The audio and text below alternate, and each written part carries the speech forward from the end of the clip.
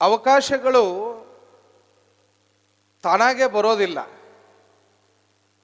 ಅವುಗಳು ಬಂದಾಗ ಕಳ್ಕೊಳ್ಳುವಂಥ ಪ್ರಯತ್ನವನ್ನು ನಾವು ಮಾಡಬಾರ್ದು. ಗಾಳಿ ಬಿಟ್ಟಾಗ ತೂರಿಕೊಳ್ಳಿರೋ ಹುಚ್ಚಪ್ಪಗಳಿರ ಗಾಳಿ ನಿಮ್ಮ ಅಧೀನವಲ್ಲ ಹೇಳ್ತಾರೆ ದಾಸರು. ಒಬ್ಬ ರೈತ ತಾನು ಬೆಳೆದಿರ್ತಕ್ಕಂತಹ ಬೆಳೆಯಲ್ಲಿರುವಂತಹ ಕಸ ಕಡ್ಡಿ ಹುಲ್ಲು ಎಲ್ಲವನ್ನೂ ಕೂಡ ಹಸನ್ ಮಾಡ್ಕೊಳ್ಬೇಕಾಗಿತ್ತು ಅಂತಂತಂದ್ರ ಮೋಡದ ಕಡೆಗೆ ಮುಖ ಮಾಡಿ ನಿಂತಿರ್ತಾನೆ. ಗಾಳಿ ಎತ್ತ ಕಡೆ ಬೀಸ್ತಾ ಇದೆ ಅಂತಕ್ಕಂಥದ್ದು ಯಾಕ? ತಾನು ಬೆಳೆದಂತ ಧಾನ್ಯದೊಳಗಿರುವಂತ ಕಸವನ್ನ ತೂರ್ಕೊಳ್ಳಿ. ರೈತ ಎತ್ತ ಕಡೆಗೆ ಗಾಳಿ ಬೀಸ್ತದ ಆ ವಿರುದ್ಧ ದಿಕ್ಕಿನೊಳಗ ತಾನು ಬೆಳೆದಂತ ಕಾಳನ್ನ ತೂರ್ತಾ ಹೋದಾಗ ಆ ಕಾಳಿನಲ್ಲಿರುವಂತ ಕಸ ಕಡ್ಡಿ ಒಂದು ಕಡೆಗೆ ಬೀಳ್ತದೆ, ಸ್ವಚ್ಛ ಇರುವಂತ ಕಾಳು ಒಂದು ಕಡೆ ಬೀಳ್ತದೆ.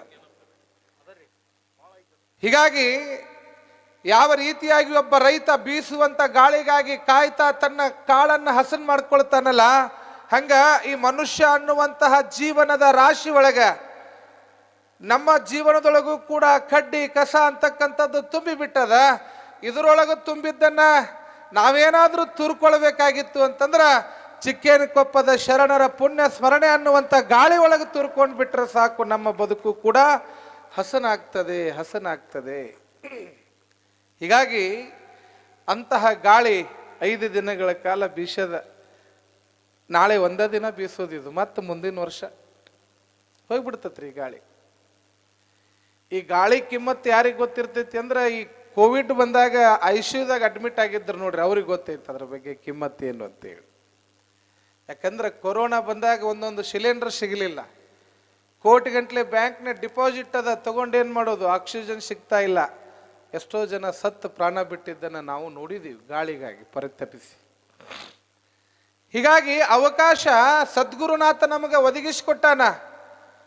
ಇದ್ದಿದ್ದ ಜೀವನದೊಳಗ ಗಂಡ ಹೆಂಡತಿ ಮಕ್ಕಳು ಸಂಸಾರದ ಈ ಜಂಜಾಟ, ಈ ಭವಸಾಗರದ ತೊಳಲಾಟ ಇದ್ದಿದ್ದೆ.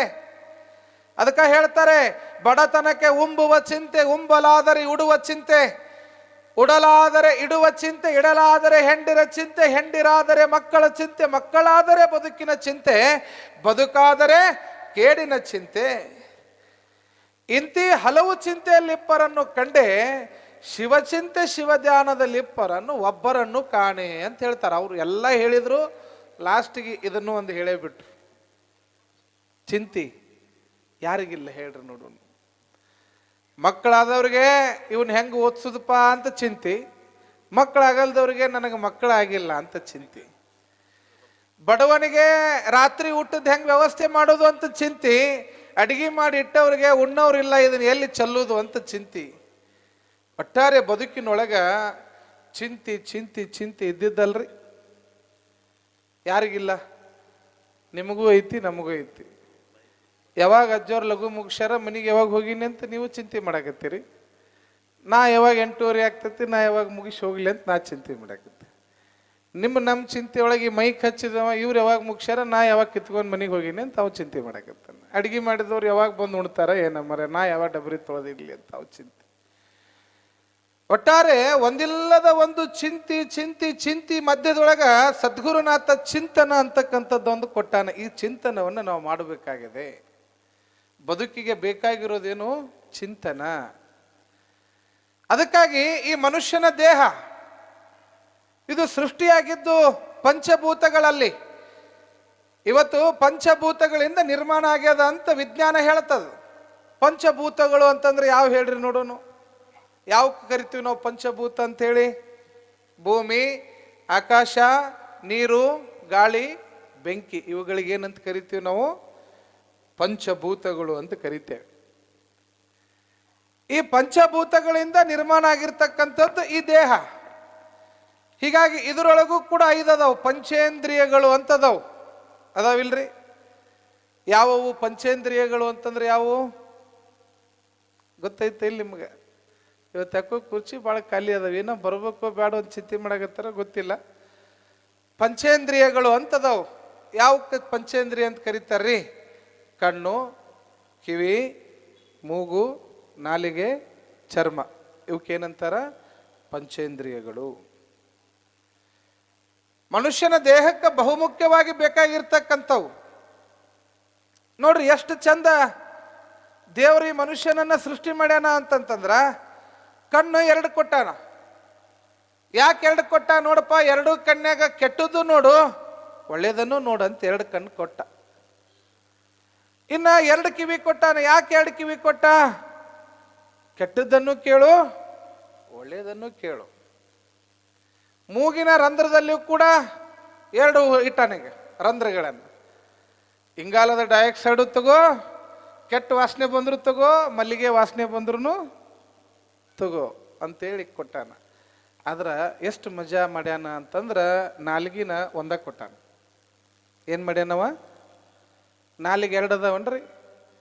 ಯಾರೇ ಮಾತು ಕೊಟ್ಟಿದ್ದು ತಪ್ಪಿದ್ರೆ ಏನು ನಿನಗೆ ಎರಡು ನಾಲಿಗೆ ಅದಾವನ್ ಅಂತಾರ ನೋಡ್ರಿ. ನಾಲಿಗೆ ಎಷ್ಟು ಕೊಟ್ಟಾನ ಭಗವಂತ? ಒಂದೇ ಒಂದು ನಾಲಿಗೆ ಕೊಟ್ಟಾನ. ಜಗತ್ತಿನೊಳ ನಡೀತಕ್ಕಂತಹ ಸತ್ಯದ ಕಾರ್ಯವನ್ನ ಸುಳ್ಳನ್ನ ಎರಡವನ್ನು ನೋಡಂತ ಎರಡು ಕಣ್ಣು ಕೊಟ್ಟ. ಸತ್ಯನೂ ಕೇಳು, ಸುಳ್ಳನ್ನು ಕೇಳು ಅಂತ ಎರಡು ಕಿವಿ ಕೊಟ್ಟ. ಆದ್ರ ಸತ್ಯವನ್ನೇ ನುಡಿ ಅಂತೇಳಿ ಒಂದೇ ಒಂದು ನಾಲಿಗೆ ಕೊಟ್ಟ. ಹೀಗಾಗಿ ಎಲುಬಿಲ್ಲದ ನಾಲಿಗೆ ಏನ್ರಿ? ಎಲುಬಿಲ್ಲದ ನಾಲಿಗೆ. ಇದಕ್ಕೆ ನಾಲಿಗೆಗೆ ಎಲುಬ ಇಲ್ಲ. ನಾಲಿಗೆ ಒಳ್ಳೆಯದಾದರೆ ನಾಡೆಲ್ಲ ಒಳ್ಳೆಯ. ಇದು ಭಾಳ ಕೆಟ್ಟದ್ದು ನೋಡ್ರಿ. ಹಲ್ಲಿಗೂ ಸಿಗಂಗಿಲ್ಲ, ಎಲುಬೂ ಇಲ್ಲ. ಆದ್ರೆ ಇದು ಎಷ್ಟು ಮಜಾ ಮಾಡ್ತೈತೆ ಅಂದ್ರೆ ಒಂದ ನಿಮಿಷದಾಗ ದೇಶದ ಮಧ್ಯೆ ಜಗಳ ಹಚ್ಚಿಬಿಡ್ತೈತಿ. ಧರ್ಮಗಳ ಮಧ್ಯೆ ಜಗಳ ಹಚ್ತೈತಿ. ಈ ನಾಲಿಗೆ ಅನ್ನೋದೈತ್ ನೋಡಿ, ಇದು ಯಾರ ಹಿಡಿತದೊಳಗೆ ಇರ್ತದಲ್ಲ ಅವ್ರ ಬದುಕು ಬಹಳ ಚಂದ ಇರ್ತದ. ಅದಕ್ಕೆ ನಾಲಿಗೆ ಬಹಳ ಶುದ್ಧವಾಗಿರ್ಬೇಕು. ಏನನ್ನ ಮಾತಾಡ್ತೀಯೋ ಅದರಂತೆ ನಡೀತಕ್ಕಂಥದ್ದಾಗಬೇಕು. ಅದಕ್ಕೆ ಬಸವಣ್ಣ ಹೇಳ್ತಾನೆ, ನಡೆಯಲರಿಯದೆ ನುಡಿಯಲರಿಯದೆ ಲಿಂಗವ ಪೂಜಿಸಿ ಫಲವೇನು. ಅವರ ದುಃಖ ಎನ್ನ ದುಃಖ, ಅವರ ಸುಖ ಎನ್ನ ಸುಖ, ಕೂಡಲ ಸಂಗನ ಶರಣರ ಮನನೊಂದಡೆ ಆನು ಬೆಂದೆನಯ್ಯ. ಎಷ್ಟು ಅದ್ಭುತವಾಗಿರ್ತಕ್ಕಂಥ ಮಾತು. ಏನನ್ನ ನುಡಿತಿದಿ ಅದರಂತೆ ನಡಿ, ಏನನ್ನ ನಡೀತಿ ಅದನ್ನ ನುಡಿ, ಇದ ಜನ್ಮ ಕಡಿ ಅಂತ ಹೇಳಿಬಿಟ್ರು ದೊಡ್ಡವರು.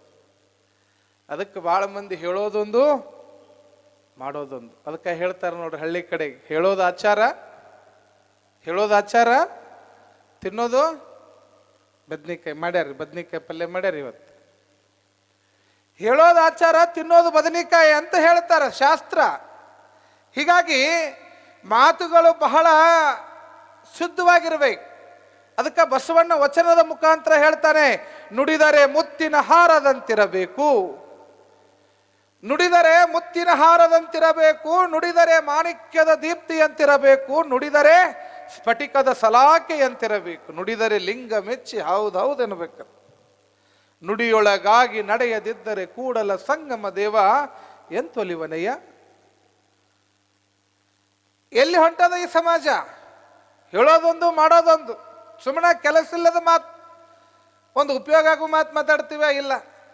ಚುಚ್ಚು ಮಾತುಗಳು, ನೋವು ಕೊಡ್ತಕ್ಕಂಥ ಮಾತುಗಳು, ಅವಂದು ಇವಂಗ್ ಹೇಳೋದು, ಇವಂದು ಅವಂಗ್ ಹೇಳೋದು. ಖಾಲಿ ಕುಂಡ್ರಂಗಿಲ್ರಿ ಸುಮ್ಮ.